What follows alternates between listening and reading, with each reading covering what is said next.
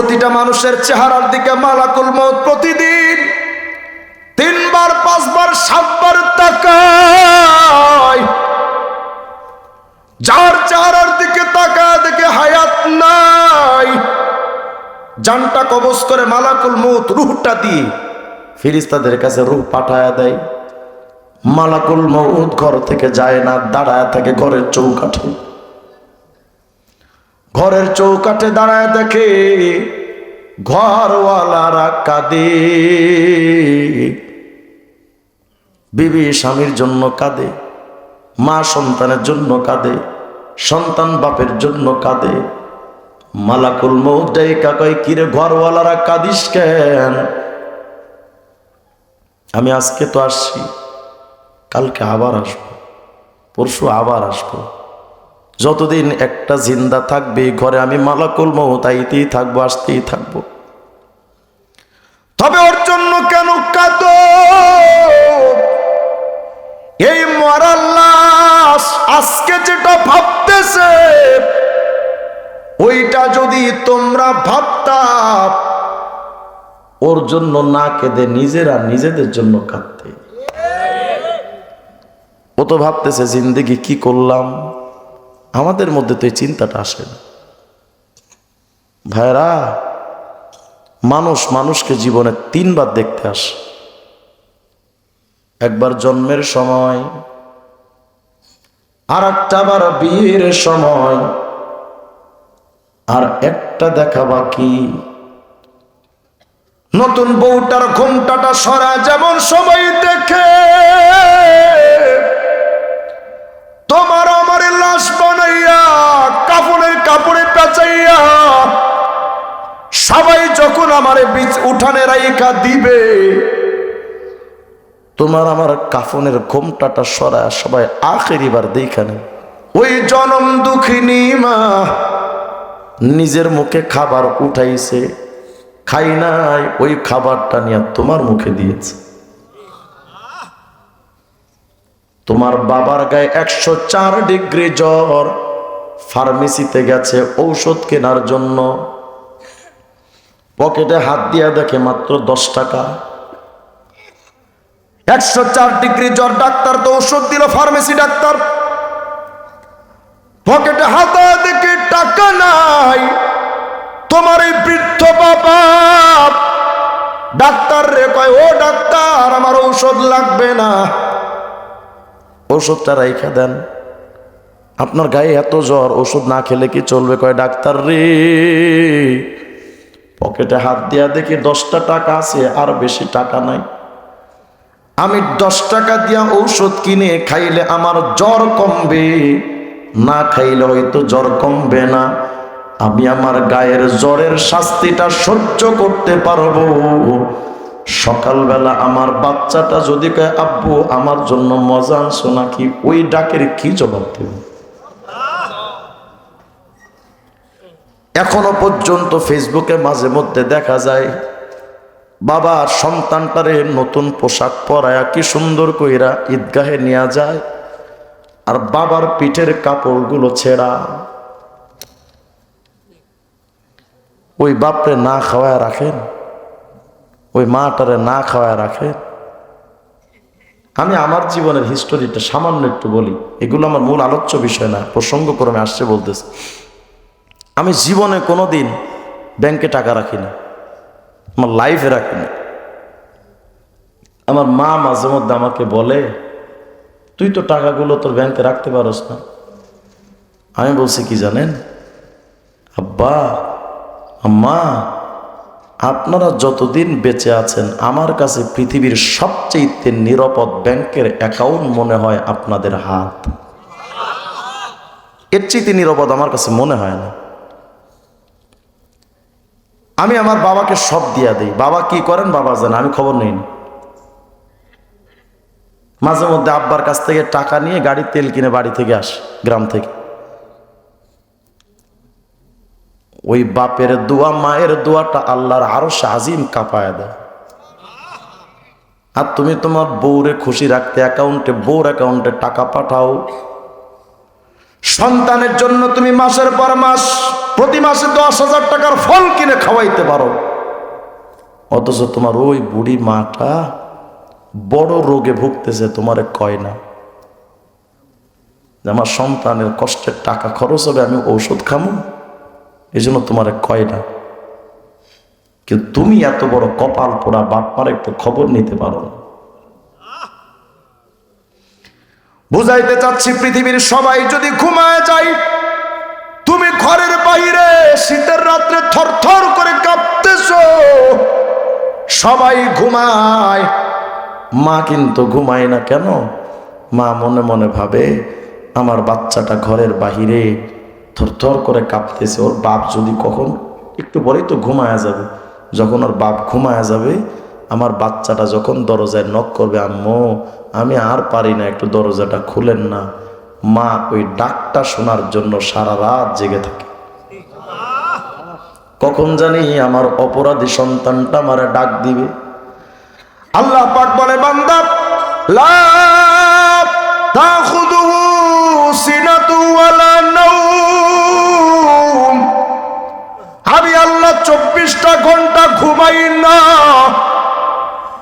আমার বান্দা অপরাধ করেছে লন্ডনে, আমার বান্দা অপরাধ করেছে আমেরিকায়, আমার বান্দা অপরাধ করেছে চীন, জাপান, ইন্ডিয়ায়, আমার বান্দা অপরাধ করেছে ঢাকার শহর বা বিবাড়িয়ায়।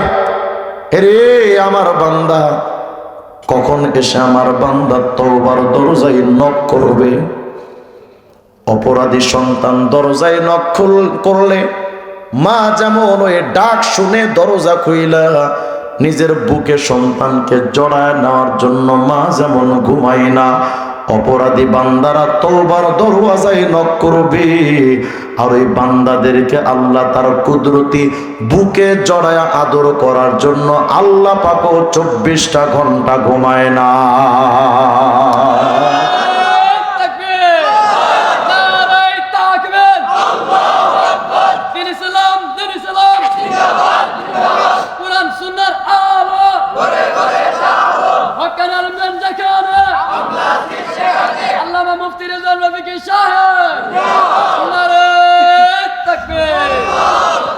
আমাদের চোখে পানি আছে বিবির জন্য, আমাদের চোখের পানি দিয়া প্রেমিকার জন্য বালিশ ভিজে যায়, কিন্তু শুধুমাত্র আল্লাহর জন্য আমাদের চোখের পানি নাই।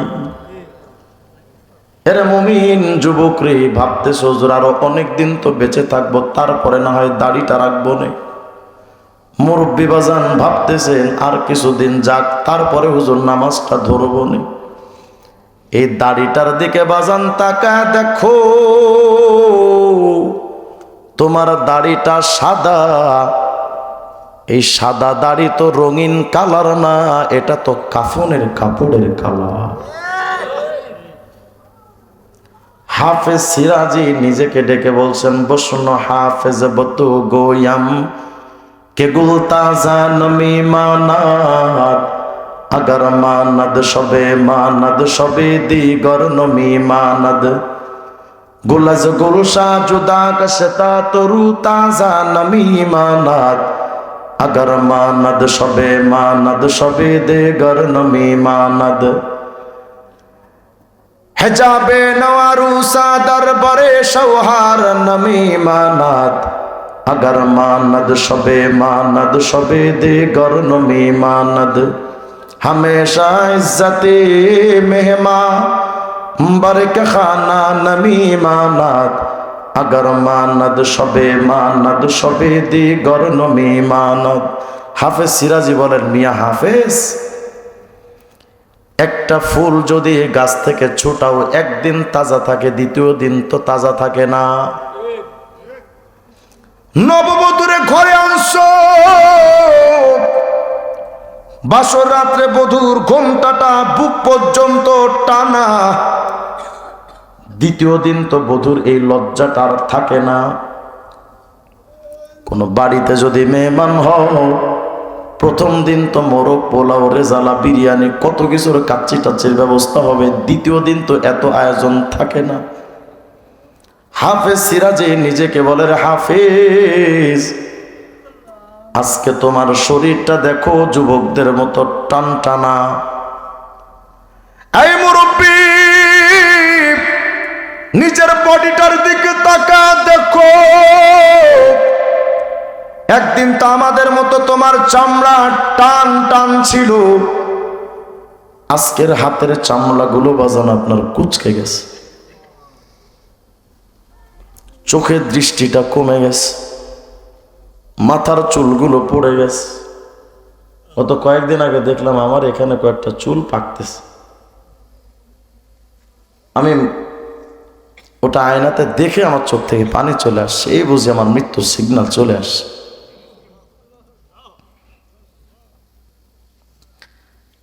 আর কয়টা দিন যে দুনিয়াতে থাকবো তার তো গ্যারান্টি নেই। আমি যাদের সাথে ছোটবেলায় খেলতাম তারা আমার আগে কবরে শুয়ে আছে।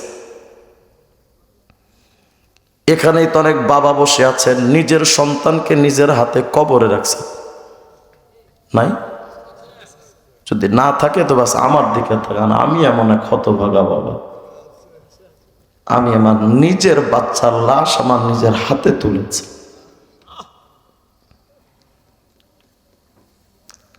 আমার বাচ্চার জানাজা আমি ইমামতি করে নিজে পড়িয়েছি।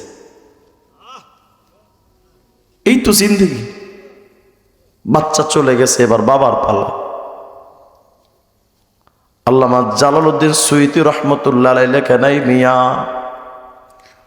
প্রতিটা মানুষের চেহারার দিকে মালাকুল মউত প্রতিদিন 3 বার 5 বার 7 বার তাকায়। যার চেহারার দিকে তাকায় দেখে হায়াত নাই, জানটা কবজ করে মালাকুল মউত রূহটা দিয়ে ফেরেশতাদের কাছে রূহ পাঠায়া দেয়। মালাকুল মউত ঘর থেকে যায় না, দাঁড়ায় থাকে ঘরের চৌকাঠে। ঘরের চৌকাঠে দাঁড়ায় দেখে ঘরওয়ালারা কাঁদে, বিবি স্বামীর জন্য কাঁদে, মা সন্তানের জন্য কাঁদে, সন্তান বাপের জন্য কাঁদে। মালাকুল মউত ডাইকা কয়, কিরে ঘরওয়ালারা কাঁদিস কেন? আমি আজকে তো আসছি, কালকে আবার আসবো, পরশু আবার আসবো। যতদিন একটা জিন্দা থাকবে ঘরে আমি মালাকুল মউত আইতেই থাকবো, আসতেই থাকবো। তবে ওর জন্য কেন কাঁদো? এই মরার লাশ আজকে যেটা ভাবতেছে ওইটা যদি তোমরা ভাবতা, ওর জন্য না কেঁদে নিজেরা নিজেদের জন্য কাঁদতে। ও তো ভাবতেছে জিন্দেগি কি করলাম। আমাদের মধ্যে তো এই চিন্তাটা আসে না। ভাইরা, মানুষ মানুষকে জীবনে 3 বার দেখতে আসে। একবার জন্মের সময়, আর একটা বার বিয়ের সময়, আর একটা দেখা বাকি। নতুন বউটার ঘোমটাটা সরা যেমন সময় দেখে, তোমার আমার লাশ বানাইয়া কাফনের কাপড়ে পেঁচাইয়া সবাই যখন আমার উঠানে রাইখা দিবে, তোমার আমার কাফনের ঘোমটাটা সরায় সবাই আখেরিবার দেখানে। তবে আপনাদের কাছে শুধু একটা আমলের কথা বলি, বাসায় যে যাবেন সারা জিন্দেগি ওয়াজ করলেন, আর 2 মিনিট ওয়াজ নিজে করবেন। ওয়াজ সারা জীবন শুনবেন, আর জীবনে 2 মিনিট নিজে ওয়াজ করবেন। কি ওয়াজ জানেন? বাড়িতে আজকে যাওয়ার সময় তাকায় দেখেন রাস্তার দুটো পাশে নিঝুম অন্ধকার বাঁশবাগানে একা একা কত কাল ধরে কত লাশ পড়ে আছে, ওদের দেখার মতো কেউ নেই। আপনি কি মনে করেন এদের প্রিয় মানুষ ছিল না কেউ? আপনার আমারও তো আছে। এখান থেকে 200 বৎসর পর, 100 বৎসর পর আপনার আমার খবর নেওয়ার কারো সময় হবে না। মাঝে আমি আমাদের বাড়িতে গিয়ে আমাদের কবরস্থানে গেছি। আমার একটা ভাতিজা, আমার বাচ্চা, আমার দাদা দাদি, আমার অনেক ওখানে শুয়ে আছে। তো আমার কবরটার দিকে তাকায়, আমাদের কবরস্থানের দিকে তাকিয়ে আমার চোখ থেকে পানি এসে গেছে যে আল্লাহ, আজকে আমাকে কত মানুষের প্রয়োজন, সারাদিন 200-300 ফোন, কত প্রয়োজনীয় এই মানুষের কাছে। কিন্তু আগামীকাল যদি আমি মারা যাই, আমার ওই ঢাকা থেকে সবাই এই গ্রামে নিয়ে চলে আসবে, আমার এই ভয়ঙ্কর জঙ্গলে ফালা সবাই নিজেদের কাজে ব্যস্ত হবে, আমার আর খবর কেউ নেবে।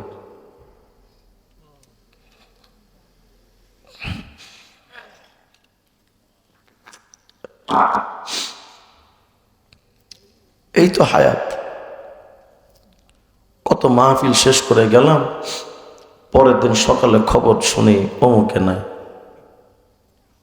গত কয়েক বছর আগে আবার কক্সবাজার চকরিয়া ফাঁসিয়াখালী গেছিলাম মাহফিল, পরের দিন বর্তমান বাইতুল মোকাররমের খতিব মুফতি আব্দুল মালিক সাহেব